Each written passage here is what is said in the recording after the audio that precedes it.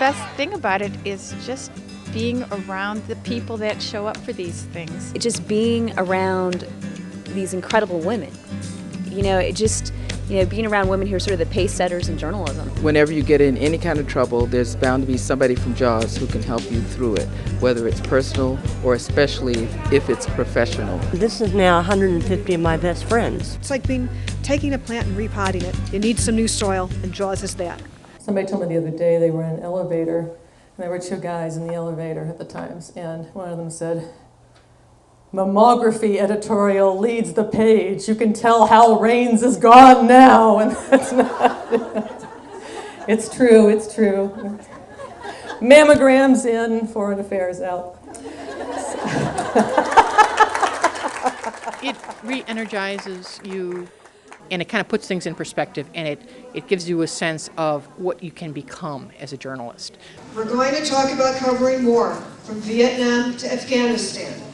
That moment when things turned violent, where they burned the effigy of Bush or Blair, I was pulled down by my headscarf onto the ground.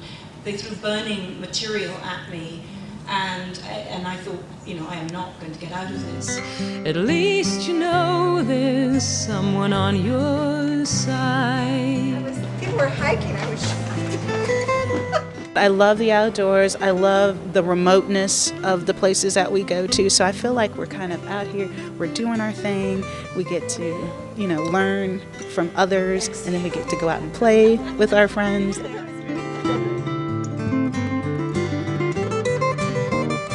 It was really an underground network of feminist journalists who were trying to, first of all, get better coverage of women's issues. And they were trying to get them, and a lot of them were relegated to the women's pages. And they were trying to mainstream women's issues. Mm-hmm. And now, God, they're editors and managing editors, and it is so cool. The scholarship program is what we use to bring new blood into JAWS. We particularly try to identify either students or people who are beginning their journalism careers, or both if we can manage to make the funds stretch. I think that we're really lucky that some of these women have really broken this ground, because now we know by seeing these women and their examples that we can go and do those same things and maybe even accomplish more.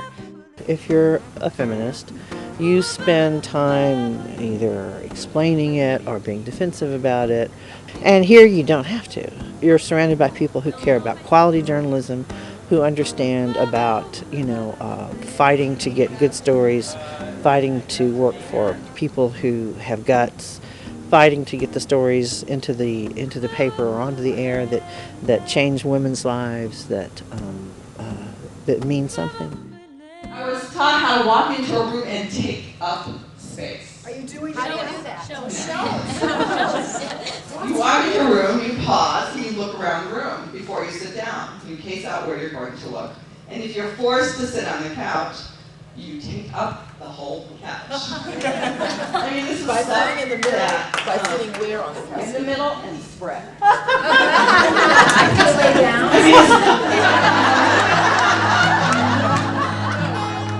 She's riding on the bus, and she winces when the people cuss. She's reading from a book that she needed for a class she took. She puts a marker in the spine as we're crossing over city line. As she steps down on the street,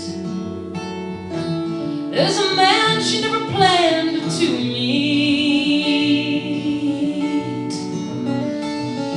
Hey, gone the days of the corduroy jumpers and your very first string of pearls. It's keys in hand and a gun in the pocket of the last of the goods to raid.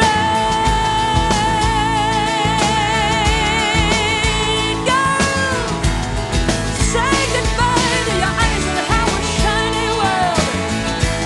Say a prayer for the souls of the fallen and the last of the goods to raid. There are so many people who've gotten jobs through JAWS. It's remarkable. But there are no people who have not gotten sustenance through JAWS. That's what it's all about. JAWS rules!